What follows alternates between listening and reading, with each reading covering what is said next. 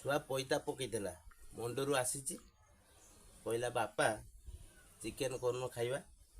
ମୁଁ କହିନି ଠିକ୍ ଅଛି, ତୁ ଗଲା କତୁରୁ ତ ଆମର ମାଛ ମାଂସ ହେଇନି, 15 ଦିନ ହେଇଗଲାଣି, ଆଜି ଚିକେନ୍ କରିକି ଖାଇବା।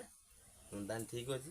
ଘରେ ଗୋଟେ ଦେଶୀ କୁକୁଡ଼ା ଥିଲା, ଏଇ ଛୋଟ ଏଇ ବେଶୀ ବଢ଼ିନି, ବାପ ପୁଅ ଆମେ 2 ଜଣ ଖାଇବା। ଛୋଟଟେ ହେଇ କାଟୁଳି ମାନେ ମାଦି ଅଣ୍ଡା ଦିଅନ୍ତି ହେଲା, ତାକୁ ଆମେ ବାପ ପୁଅ 2 ଜଣ ଖାଇବା। ତାଙ୍କର ମା ଝିଅ ଚିକେନ୍ ଖାଇବେନି, ଆମେ ବାପ ପୁଅ ଖାଇବା।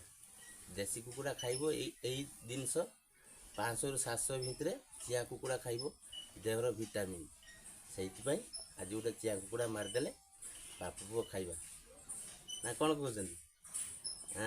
ଦେଶୀ କୁକୁଡ଼ା ଦେଖୁଛନ୍ତି ତ କେମିତି ହେଇଛି, ତାକୁ ଆମେ ଖାଇବା।